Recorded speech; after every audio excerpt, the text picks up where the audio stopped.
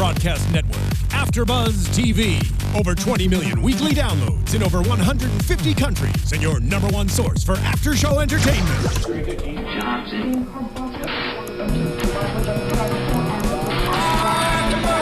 AFTERBUZZ TV, the destination for TV superfans. Producing aftershows for over 300 of your favorite TV shows. Interviewing celebrities and showrunners. And bringing you behind-the-scenes exclusives. All thanks to E! Entertainment's Maria Menounos, producer Kevin Undergaro, and internet leader Akamai. Now, let the buzz begin! Clone Club, welcome back to the AfterBuzz After Show for Orphan Black. This is Season 3, Episode 3, Formalized, Complex, and Costly, which is the perfect way to describe these titles, I think, as well. Ha! Ha ha. With me today, as usual, Mr. Matt Lieberman. Hello, hello. And Megan Salinas. Hey, guys. I'm Will Link. I'll also just say this because you've been asking about it on the boards. Anna Koppel is on the panel. She will be with us next week. She loves you all. And so next week we'll have the full Clone Club. Next week we'll have full Clone Club. She's dealing with some personal stuff. We wish her well, and you should wish her well on Twitter. Please do. She would love, because I know there were many comments last week saying they missed her. So keep sending those. That'll make her feel She'll be good. back. Yeah. So let's get to this episode, which I feel is the episode so far this season that is focused on the male clones the most in a lot of ways. In fact, I would say there might have been more male clone than Castor clone than Lita clone in this episode. I'd argue they were even, if not maybe a little shifted in Castor's way. Well, anyway, when we start kind of where we left off last week, Seth has been killed, and the clones now have another body to deal with. Felix and Sarah have Seth's dead body in their tub. I know, Megan, you were just saying how it seems like there's, every season there's a body that has to be disposed of. Yeah, I mean, there was the Russian in the first season. And Katya Obinger. We were talking about Dr. Leaky last season, and now poor Seth, was it? Yeah. Who died? Not Rudy? Okay, yeah. Yeah, well, he was stage 5 on an op. He was glitching. I mean, you can't. They had to do what you had to do. Yeah, you can't be stage 5 on an op. He saw the star in his eyes. It was terrible. So they have the body there in the tub, a bloody scene in poor Felix's apartment. It's always messy. It's just red paint. It's just a new project. And of course, banging on the door is Art. Always looking for answers, always coming to Felix's apartment looking for answers. Of course, newly reinstated Art, who's back on duty. No, Art, no, just stay away. And the two of them are so obvious. Felix is obviously he's just like, if he could have stretched like Mrs. Incredible, like Elastigirl, he would have, and just covered the whole door. For people who have run grifts on people, for people, they're a little thrown here. They're not as smooth as you would think sometimes. Especially because again, this isn't the first time Sarah's had to deal with a dead body. You'd think, I mean, granted he caught them off guard, but you'd think they'd handle it a little bit better. But ultimately, Art's gonna get in there. I think they know that. I think there's no way around this. He's part of Clone Club at this point. Officially now. Yeah, now it's official. So Art comes in there. He doesn't want to know. I think Felix compares it to just imagine it's like look the other way. And it's like, it's not a bag of weed. Yeah, exactly. Felix said this will go up in smoke too, or whatever. It was so. But then the big revelation comes out in the car. Oh, later in the episode. Yeah. Or at the at the diner, I think it is, when he really confesses. You mean the whole Beth thing? Yeah, I thought that was in the car. Was I wrong? think it was. No, it was in the diner. It was in the diner. He started to. It was kind of a thing that slowly revealed itself in the episode, and I kind of like that this episode had the specter of Beth hanging over it from the beginning. When Art comes in, he's part of Clone Club. He's introduced to Cosima for the first time. Yeah. And Cosima mentions Beth, because you kind of forget that Cosima and Alison actually knew Beth. And she kind of talks about, how they miss Beth. And this clearly starts getting things going with Art. And then later, in the diner, he confesses that he had feelings for Beth. Well, first of all, she calls it.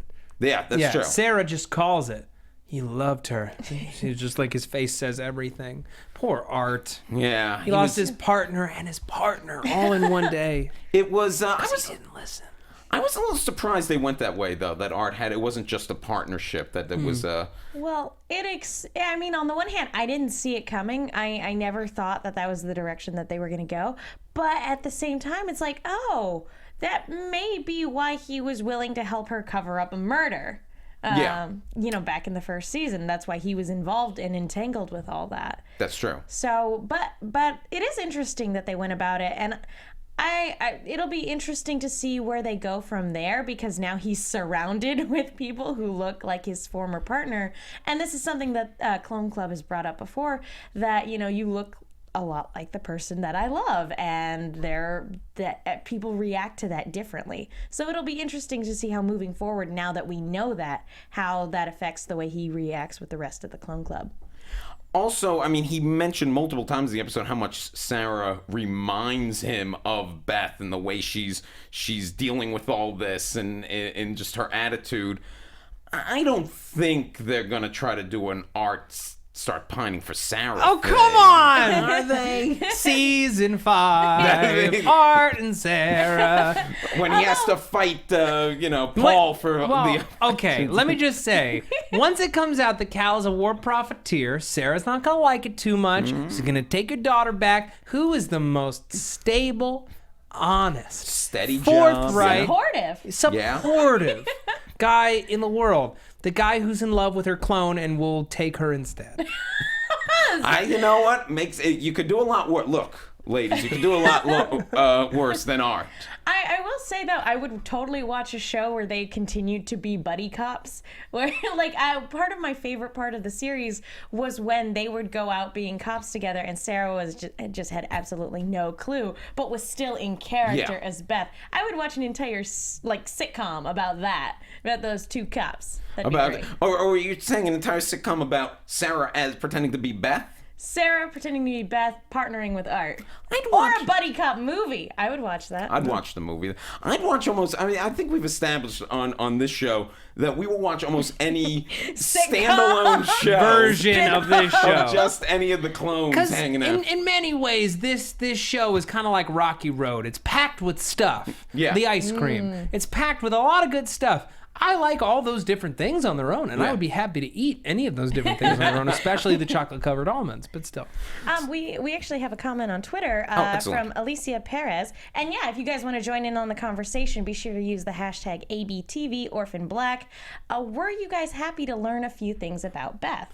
Because we learn a couple things in this episode. I was very happy because I feel like we have very scant information about her, and as you were saying earlier, the kind of the specter of Beth hangs over this episode, but also over the whole series. Yeah, because that's what establishes all of this. Yeah, Beth's suicide. That was the starting point. She's the inciting incident, and even before that, she was the one who gathered the information and found out about Katya and found out about everybody and put them all in touch with one another. And the fact that she was reaching out to Art right before, hopefully we do get a little bit more insight into Beth. You know what, I don't know if the show would ever do it, but I wouldn't mind either a flashback episode of, a Sarah-less episode that deals with the 24 hours before Beth killed herself, and you see Alison there and Cosima, and that'd be an interesting thing. I would watch that short. If they did it as a 15-minute short, that'd be great. I think I just personally, it can't be an episode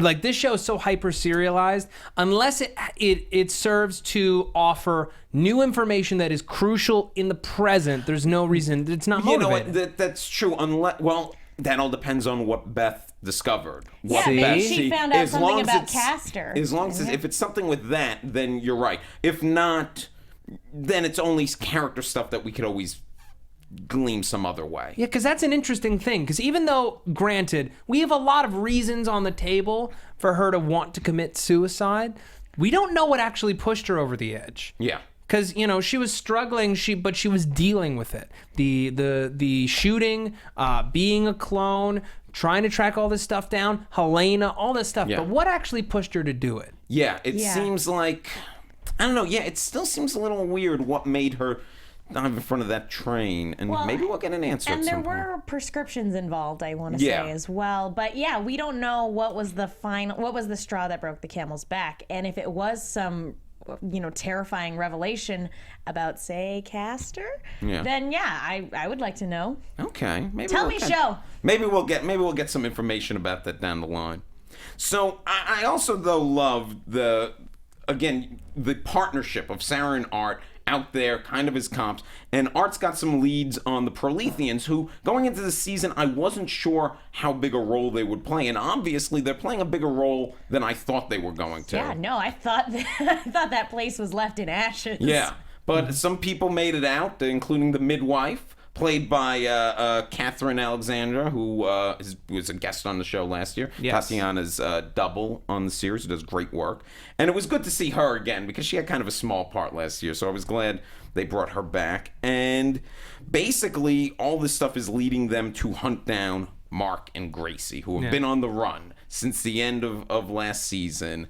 And this is where we really spend, I think, the most time, maybe with any characters that we have away from clones, where we're with Mark and Gracie in that hotel room, and Mark has been like, he's sitting up at nights, he's keeping an eye out on things, he's very paranoid, he's looking over his shoulder. And we had been talking last week, speculating about whether or not he had actually left the army to join the Proletheans, and it turns out, I believe it was you, Will, who was correct. I think both of you, because I said he was AWOL, but you guys said that he was there spying on the Proletheans. And then decided to go AWOL. Yeah, I believed his intent with the Proletheans was, I believe he got in there and then his intent did change. And I do believe Mark's intent did change. Yeah. When he says he loves Gracie, I think he's 100% sincere. Yeah. Especially by the end of this episode, man. I feel like, everything he's doing, he really is doing for a future for him and Gracie, and they finally consummate their relationship. So you got that. Done. But isn't she a teenager?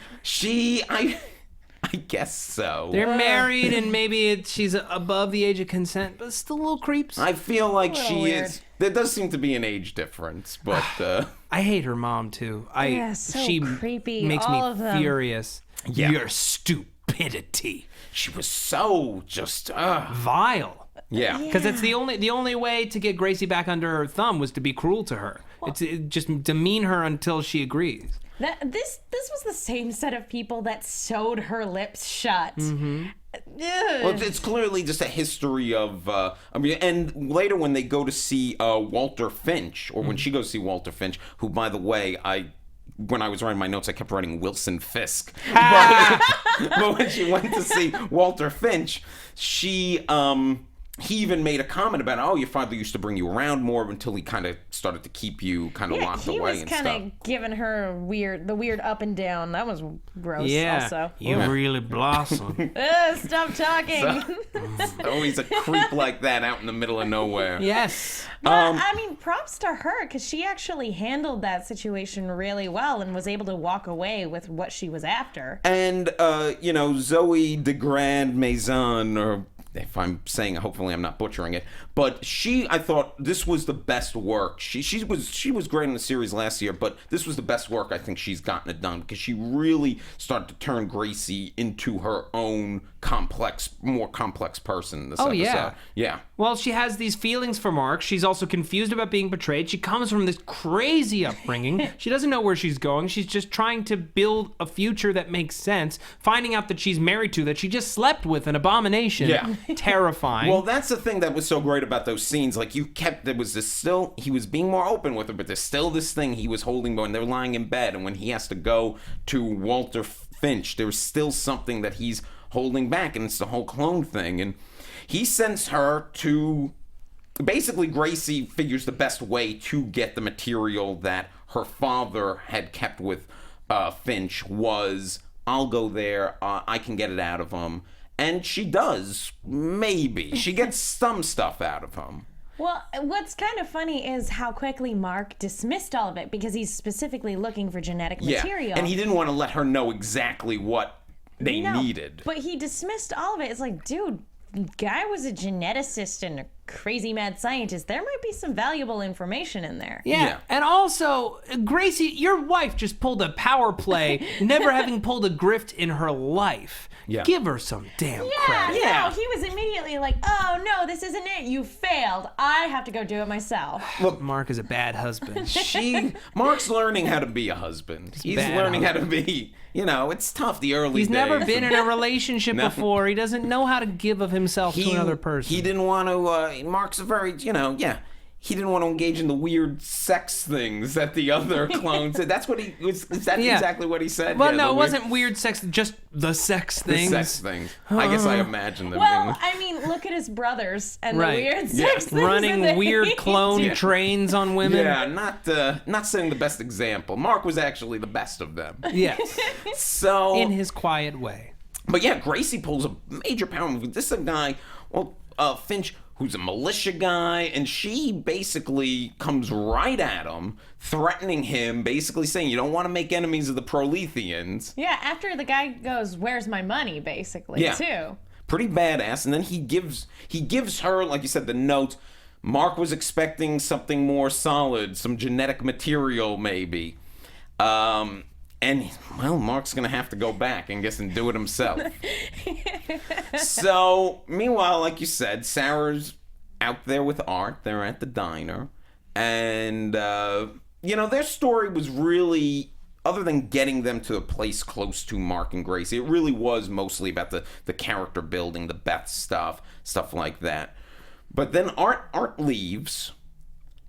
And who's in the same diner praying over her meal? Gotta love a coincidence. Gracie. Gracie's there. Praying over her cheeseburger. That's true. And milkshake. There was a milkshake. And I actually felt Wasn't really... it a little root beer float? It was a root beer float. It was a root beer milkshake? float because Mark told her to get something special. Yeah, go treat yourself. I honey. actually, it's so funny because I was watching that scene, and when Sarah comes to confront her, I actually felt really bad for Grace. I'm like, you probably didn't get many root beer floats on the Prolethean farm. And not one. It's like the special thing, your special thing you're not going to enjoy because your whole world is going to be ruined by Sarah Manning. Most people. Yeah. Aw, it's not that Sarah means to ruin anybody's You don't life. have to mean to ruin someone's life to ruin it, okay? But that's also got to be kind of scary, too, because the last person she saw that looks like that is Helena. Yeah. And Helena, even though, Helena saved them, Helena's still a scary person. Yeah. Yeah. So that's got to be kind of jarring because, the first second you see Helena and you're like, I just wanted to drink my root beer float in peace. Mm-hmm. Well, she outs Mark to Gracie. She outs him as a clone. Which is not cool. You don't out someone to their loved ones. You would think a clone would know not to out another clone. Well, yeah. And also, maybe what I just said might have seemed a little bit flippant, but it's just for a show that values, gay rights, queer rights, and relationships and all that. You don't out someone to their loved ones, even if you're pissed. You don't do it. It's their right to say it or not say it. You know what I mean? Yeah. And I feel like being a clone's a similar thing. It is. They've explored that many times. Casters don't have their own clone club, though. They're a military unit. When you don't have a club and you don't establish the rules about not talking about clone club, then problems happen. That's true too. And he was part of a group that was, in theory, oppressing the clone movement, if you will. Well, look, I guess at the end of the day, Sarah has to pull out whatever card she can on Gracie to get the information she needs to find out what's going on. And that's the only way to do this, is to turn her against her husband. And it is sad because, in a weird way, you are kind of pulling for this couple because it's that if he wasn't a clone or part of Castor at least, and if she wasn't raised by a religious fanatical cult, they could be happy. They could be happy together. Well, and she also pulls the kid card. That her daughter and the kid that Gracie's carrying. They're going to be cousins. Yeah.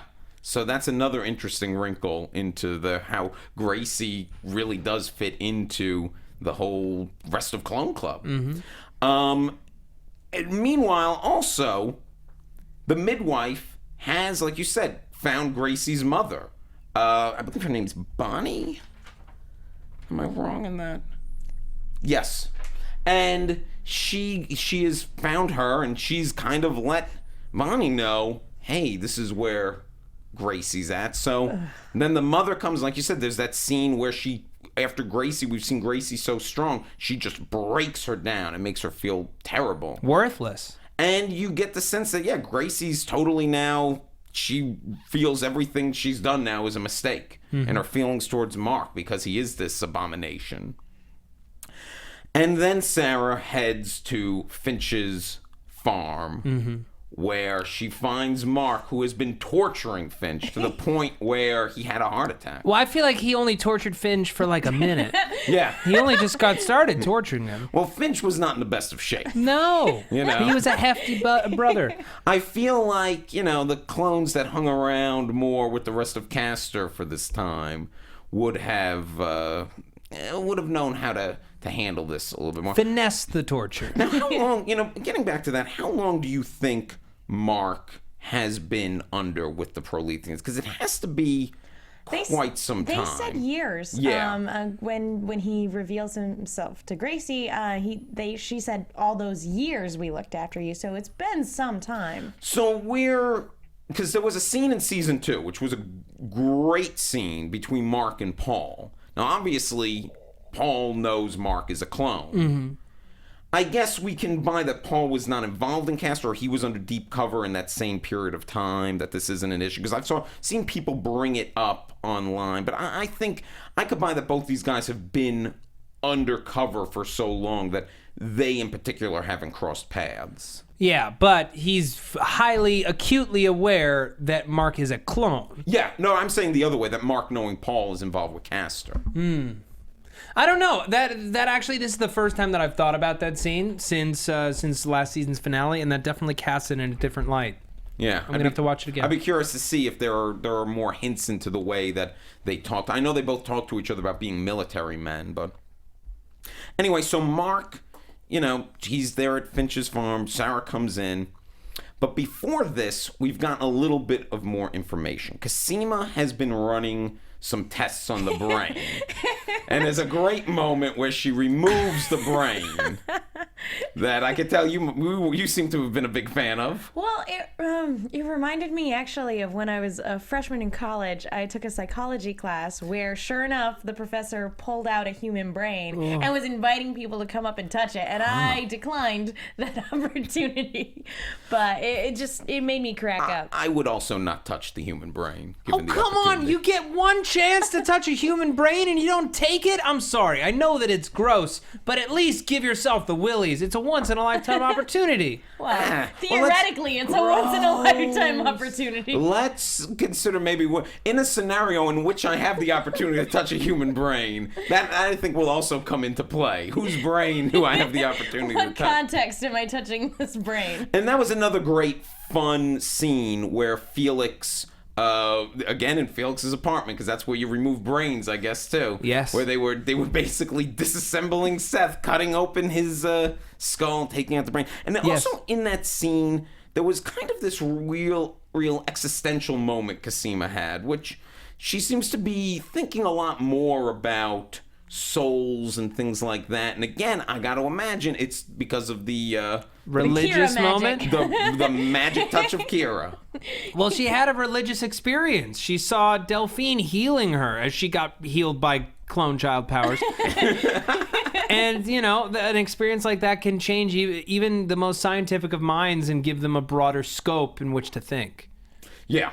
No, it's true. And I like that she might be exploring a more spiritual side to all of this, to her science. And then she's looking at the brain and she makes a discovery, which I actually thought was hysterical because I wrote in my notes, I have no idea what Cosima's talking about in this scene. And then Sarah, being the voice of the audience, said this exact same thing. I had no idea. I'm like, do I need to rewind this? This is all going over my head. But she break Technobabble. They're sibs. Yeah. They're siblings. They break it down. Yes. Brother and sister. Mm-hmm. Yeah. It's not just clones from two separate, brother and sister. Which, holy cow, that means, that has tons of implications Because now it's not just that they're sisters, but yeah, they're brother and sister with all of the cast. What's the name of Michelle Forbes' character who works for Topside? Her character is Marion Bowles. What if Marion is clone mom? I don't know. Maybe I'm just saying that because I love Michelle Forbes and she has dark hair. Her come back. But still, that's kind of weird because she's raising a clone, as her daughter. That's a little weird. Wouldn't you want to raise yourself? No. You know yourself better than anyone else. You can do a great job. I know exactly what it's going to take. Listen, I am not letting you near a playground when you are 6 years old because you are useless. Yeah. We're going to figure out something else to do. It's not like going back in time. It could be. You're trying to recreate your youth. Yeah. On May 17th, you are not going outside. I'd also like to point out, though, we were joking last week about clone incest. This boy. revelation now means there has been clone incest. Oh my God, I didn't even think about that. Rudy was hooking up with Crystal in the pilot episode in that surveillance footage to clone. Oh my God. So there has been clone incest. Clone incest! Oh, no! Yep. Granted, no one knew. None of them None knew. of the parties knew. Gross. Nevertheless, we no. said it was the one line they hadn't crossed. Unknowingly, it had been crossed. It. You seem so upset. I don't like this.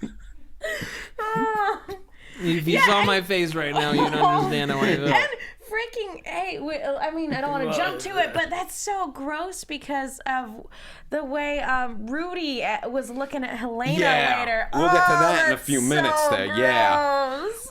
Well, Cosima breaks the news to Sarah. This is your brother. Mark is your brother. Mm-hmm. And Sarah, who is being attacked by Mark in this moment, breaks the news to Mark. And he's like, hell no! Yeah. But it's like he knows. Like, it's the kind of thing. Because here's the thing. I never thought about it as an audience member, but It makes perfect sense. It makes perfect sense. So yeah, when he gets told that, it's that initial reaction. No, that can't be right. But then, no, that is 100% right. Now, Mark couldn't find whatever genetic material was being hidden at Finch's farm, if it is even there, which I'm starting to become doubtful of. But Mark lets Sarah go, basically, in this moment. He lets her go, and he runs outside, only to be shot at by Bonnie.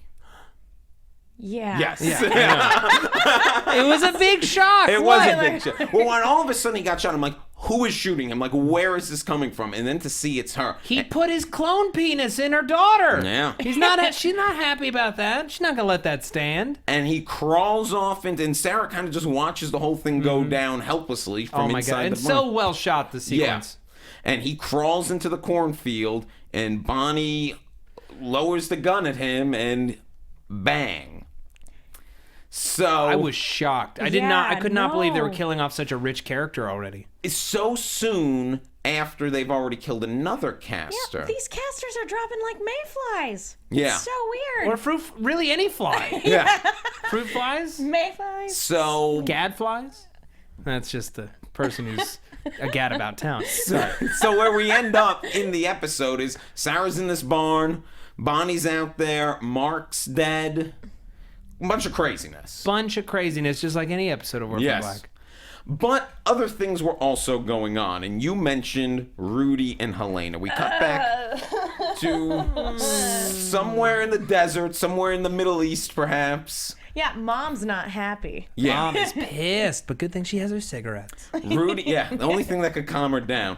Rudy shows up, and she is angry at him. She lets him know it, that they should have brought Seth back. They were supposed to get extracted, but he kind of, he went rogue. He went to try to find out the cure on his own and went to Sarah's, Felix's apartment, tried to question Sarah. This scene, to me, is the most important scene in this episode because it showcases what's going on in the psychology of these caster clones. They're not all the same, but it's in that last moment where he's all, anger and bluster and military guy until he's like cuddling up to his mommy. Yeah. And literally sucking his thumb. These are guys who were brought up in an insane environment who are just barely hanging on to operational sanity. Yeah. And he's reverting, yeah. Yeah. It's weird that we were talking about Cody last week because she is like mother figure, but she's also the doctor there, and she seems to think she can cure this thing. She told Paul, basically, you keep this thing, you basically keep this project alive, you keep these guys alive, I will find the cure.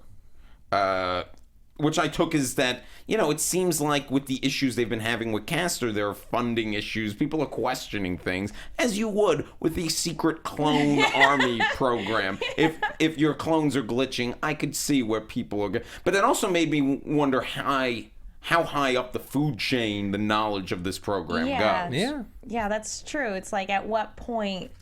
Yeah, I don't know. But then there's that great scene, and I kind of been waiting for this, because Rudy is like the Helena of the casters in a lot of ways. He's a little off-center, he's quick to violence, and there's the scene between the two of them. And yeah, there's a lot of overtones, especially now thinking that these two are related. She's like, come in here and I'll show you what I can do. I want you to try. I'll tear you apart, which I love. Yeah. Helena's great, but it's like, ugh. And then Paul tells him to stand down, and then I love the moment between her and Paul. She's like, you sleep with my sisters. Yeah. Yeah. It's like Dirty Paul. Dirty Paul. Yeah. And I'm like, that's right. He's slept with 3 clones. He slept with Beth, he slept with Sarah, he slept with Rachel. Mm-hmm. Yeah. Is Helena next? Goodness knows. I mean, I would love to see the... I don't think he'd survive. No. I don't know. Very few, I think, people would survive. I don't think anyone would survive. I feel like Jesse, the Jesse would survive because he's her boyfriend. Yeah, no. She would have. She loves Jesse. She loves Jess. She would have been gentle, but Helena gentle is still, I think, is still a bit much. And look, all I want in the show, all I can't wait for is Helena to get out of there and have a confrontation with, like, have a throwdown. You want with her Rudy. to kill someone. I want her gouging out eyes. Okay. Well, it's kind of a pattern. She's always getting captured because she is such a loose cannon that, and again, this is like the 3rd time in a row she's being captured. We just want to see her out on the loose. At some point, we need to break this pattern. Yeah. Well, I mean, look, it makes sense that she's the one you also want to keep locked up. If you're going to keep a clone under lock and key. Yeah. So, yeah, it was a great scene, both the confrontation with her and Rudy and then the confrontation with her and Paul. And, I'm very curious how long she is going to stay there. I also love the line she said, where you're the ugliest mark yet that I've seen. That's good. So she's very obsessed with these different, like, using Mark as kind of point. That's and also, her benchmark. But it's kind of a good benchmark for these Castor clones, because clearly the Castor clones aren't the biggest fan of Mark, probably because he went AWOL, but Rudy had called... Also because he was lame. He calls him a puss. Yeah, he called him... He says he's such a pussy. Yeah. That's what he says. Because he doesn't like having weird sex stuff. I know, that's the thing. I mean, you gotta... if you want to be part of Castor Clone Club... You gotta have sex with the same girls everyone else at the same time. Yeah. Run a clone train. Good on you, Mark, for not being a part of this. Human clone-terpede. Oh, no! That's the next step they could go to. Oh, that's the next line. That's the season finale. Okay. Did I say terpede? Tipede. Sorry. But they're sending Rudy back out into the field. Yes. Which... I mean, Rudy himself is a loose cannon. What do you think? You think this is a mistake, or you think this is... Problematic at best. Yeah. I like what you were saying last week about how Rudy seems to be kind of the Sarah of the group. Mm-hmm. Now that Seth is gone, I think he's going to be kind of an amalgamation of Sarah and Helena. In that, he was willing to break protocol to try to save his brother, which is totally what Sarah would do in that situation. And now I think we're going to get a little bit more of the loose cannon stuff now that he's out and about again. Mm-hmm. Then again, he was just reprimanded, so he might want to try I to feel walk like the line this a little happens bit. all the time. I feel like he constantly, as long as he delivers results, he may get chewed out, but he'll still get sent back out time and again. Did he deliver results last time, though? I mean, I guess we don't know completely what his mission was supposed to be. We know what he was doing kind of off book, but we don't know exactly. So maybe he did... was it confirmed that what they did to Crystal was unsanctioned? I guess not Crystal. Definitely the Sarah stuff. Maybe not Crystal, but they also didn't quite succeed with Crystal. Because remember, the dyad intervened at the last minute. Right. So... I mean, not soon enough. But, yeah. I love your upset face. I don't know. Yeah, no, there are no words. There are no words. I don't know anymore, you guys. Well, look, I'm excited to have Rudy back out in the field because anyone who's a little bit of a loose cannon is going to make the show interesting. And speaking of dyad, we got a glimpse again of Rachel. Yeah. Who's realizing just how screwed she is. Yeah, it's like you almost feel bad for her because she's having issues like with her brain, but from the injury, but she doesn't have issues enough that she doesn't understand that she's having issues. Like, she knows, and I mean, how frustrating. She knows, and she knows that this means the end for her, and, you know, she worked her entire life to obtain the power that she did, and now all of that is gone, and she'll probably never get it back. Well, Topside put forth this whole story... That she died in a plane crash, just like which Dr. is to say that she's never going to be seen again. She's going to be held in a lab for the rest of her life. Yeah.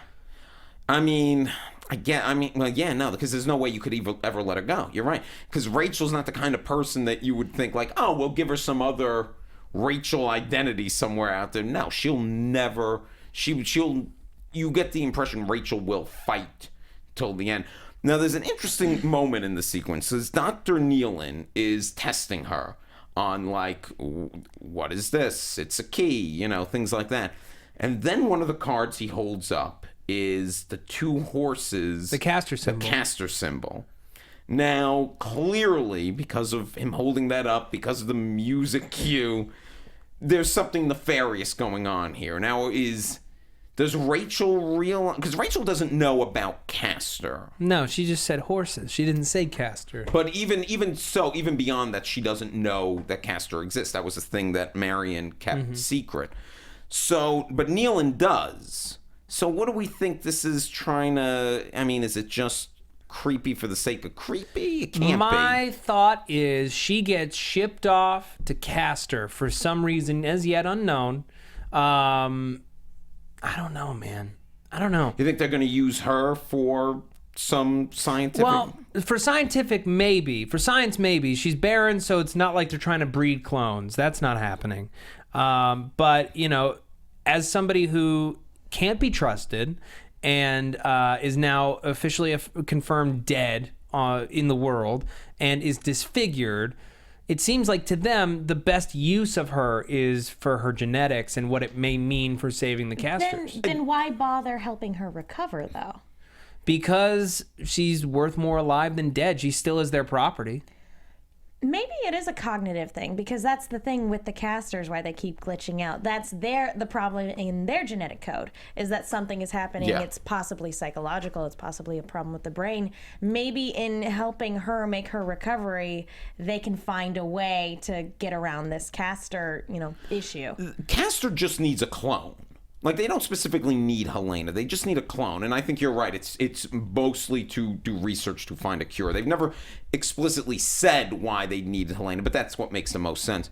I mean, is there a scenario in this series in which somehow Sarah can trade a Rachel for a Helena? I mean, they just sounds pretty good to me. They just need a clone. Yeah, and one who's more agreeable, less crazy. Yeah. Although, I mean, she's certainly going to be agreeable now. Right. After getting a pencil in the eye. Oh, Lord. So, I mean, I at the same time, though, I hope we do get Rachel in a fight back for power. I hope she gets enough of her mental abilities back that we can have a scary, tough Rachel. I'm also wondering, again, I think we talked about this a little bit, maybe it was last week, that I wonder if we'll have a more humble Rachel when she heals. Like she has a chance for redemption. Does Rachel one day become part of the sisterhood? I say no. Probably not. Probably not. Well, to me, she's gonna be coming for revenge. Pure and simple. I could see it going both ways, actually, because she clearly has an axe to grind with the whole pencil to the face thing, and she kidnapped Kira and all that other stuff.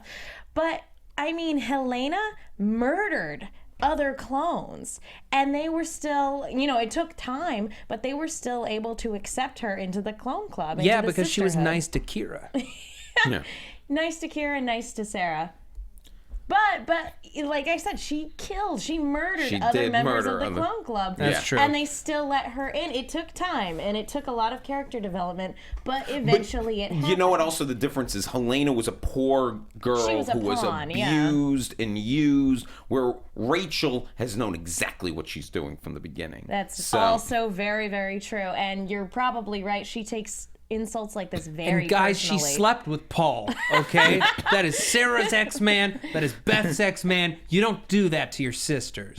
If we get Paul sleeping with any more of these clones. Seriously, Paul, what is your deal? You are just addicted to clone puss.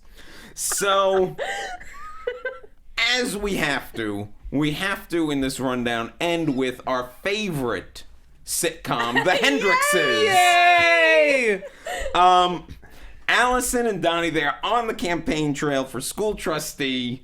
They are passing out. They've a good way. It's kind of a good brilliant cover. plan. Yeah, Soaps. it worked for Tyler Durden. It'll work for Alison Hendricks. Exactly. So she's passing out soap. She's selling the soap to the people with the pills, with all the women in the all the moms in the neighborhood who are going to vote for school trustee. And I mean, she's really manipulating to get these votes. I love it. I love every second of it. And getting referrals. It's great.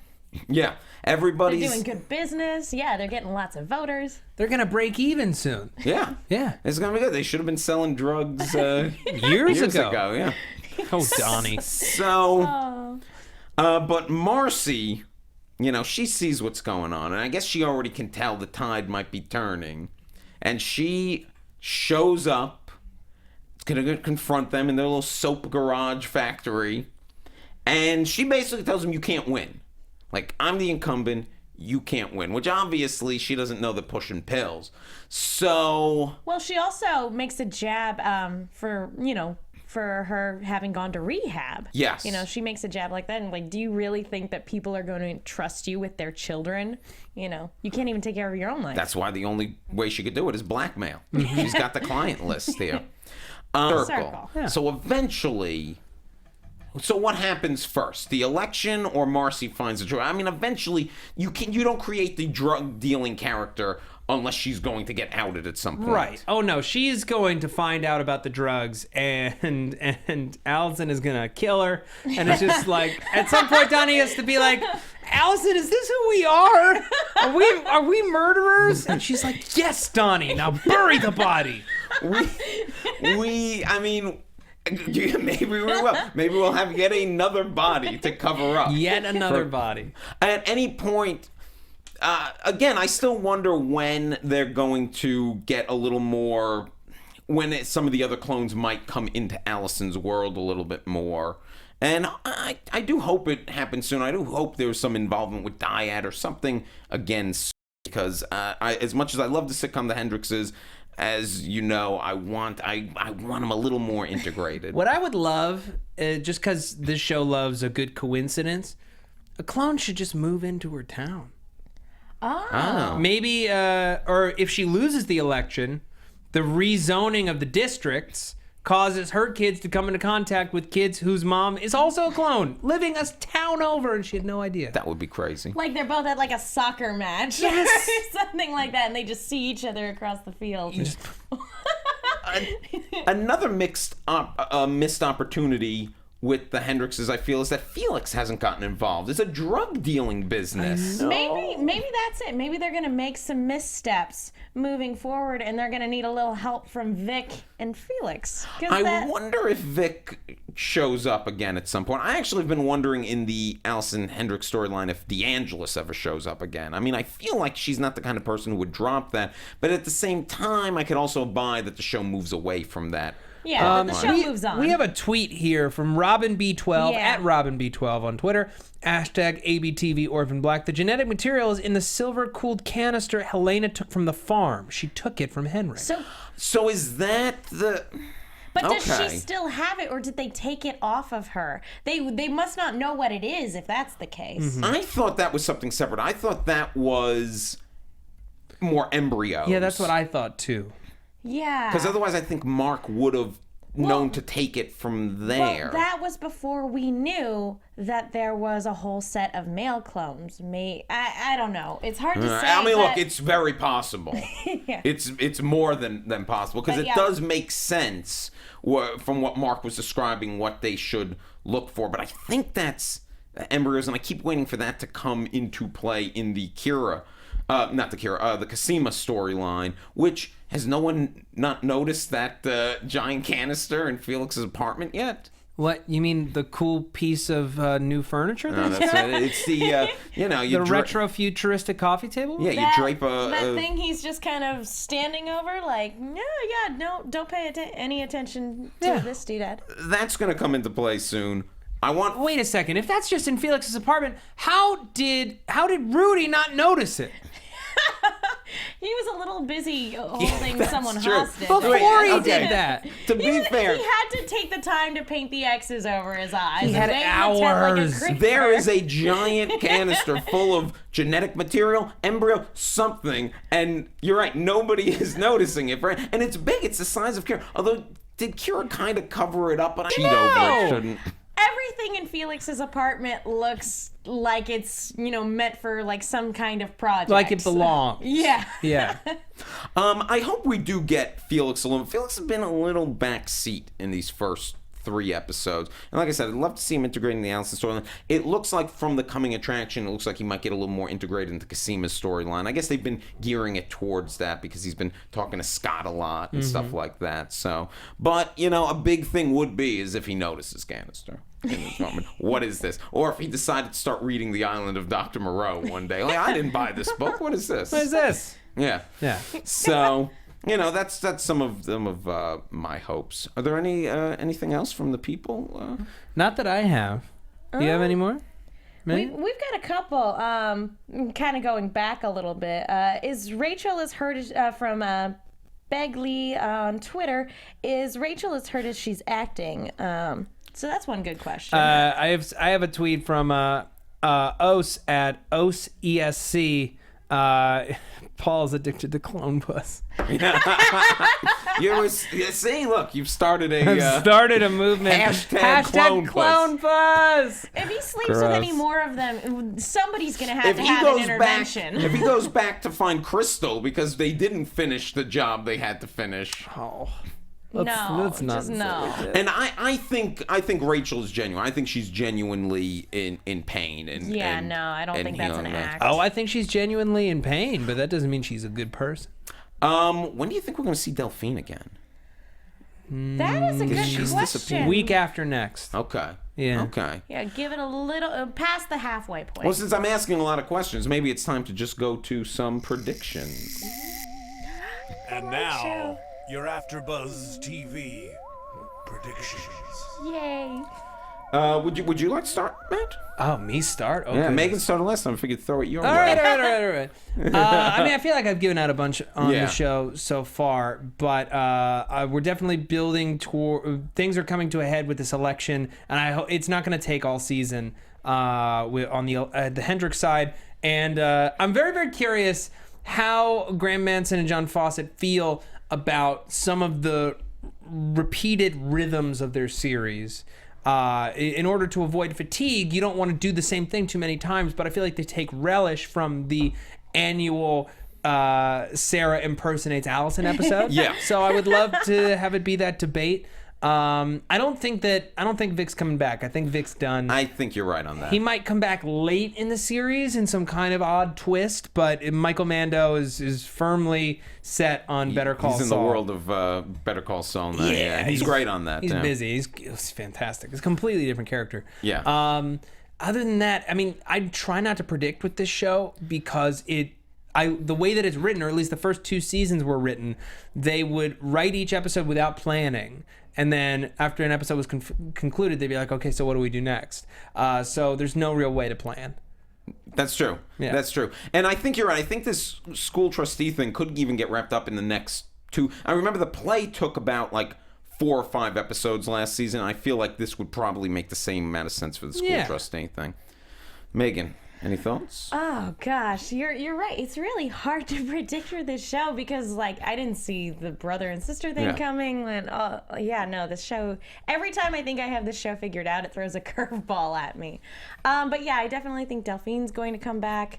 I think again we've touched on a lot of these. I think that Alison is going to get found out, and somebody's going to try to blackmail her, and that's going to cause some issues. And then I hope that actually Art does get a little bit more involved, given what we found out about him in this episode. Well, you can't just throw that out there and then never have it come again. But I mean, I don't know if maybe he'll find himself have weird feelings about Sarah because, like you said, she's very similar to Beth. But I think it's gonna come short of him like. Let's go out to dinner. Let's dinner and a movie. Come on. Yeah. I do hope that when Gracie finds out that her mother murdered Mark, I hope she bolts. Yes. And actually, I don't think we have any official news and gossip, but I think that it was announced that they were only planning on having 5 seasons. Yeah, that's what they're hoping. Which is fine with me. I'm fine with the show as long as it has an ending. I'm going to make a crazy prediction just because why not? We don't see Mark actually die on screen. No, I think he's alive. Fingers crossed. I think he's alive because you're right. Character. He's a rich character, especially with Rudy out there who thinks he's a pussy coming to find him. I feel like it would be a shame to have killed him. I don't know how he's alive, but then again, Helena survived a gunshot at pretty close range. Kira powers. There's a lot of things that come. Kira's out of the country. Oh my gosh! But you're right. With them being siblings, maybe Kira powers could work on the casters as well. Or maybe there's another thing like the heart's on the wrong side of the body, like it was with Helena. Maybe he's a Time Lord and he has 2 hearts. It could. So I think if you don't see the bullet go into him, it could be anything still. So yeah. Before we go, Megan. Oh, you can tweet at me at the Menguin. That's TheMenguin. I'm also on a bunch of shows here at AfterBuzz, including Turn coming up later on tonight. And I've also started writing articles for the movie Chick with 2 Ks. Be sure to check those out. Fantastic. Matt? You can find me on Twitter at Matt Lieberman. That's MattLieberman. You can also find me here doing the final season of Mad Men at AfterBuzz TV. LieberFriends.com to get to my YouTube channel where I post advice content 4 days a week. And SourceFed and SourceFed Nerd. And you can follow me on Twitter at The Real Will Link. You could also listen to my pop culture podcast, Will Sean Podcast. It's on iTunes. Find it. I tweet about it. Thank you so much, Clone Club. We'll see you next week. From executive producers Maria Menounos, Kevin Undergaro, Phil Svitek, and the entire AfterBuzz TV staff, we would like to thank you for listening to the AfterBuzz TV network. To watch or listen to other after shows and post comments or questions, be sure to visit AfterBuzzTV.com. I'm Sir Richard Wentworth, and this has been a presentation of AfterBuzz TV. Clone ya later. The views expressed herein are those of the hosts only and do not necessarily reflect the views of AfterBuzz TV or its owners or principals.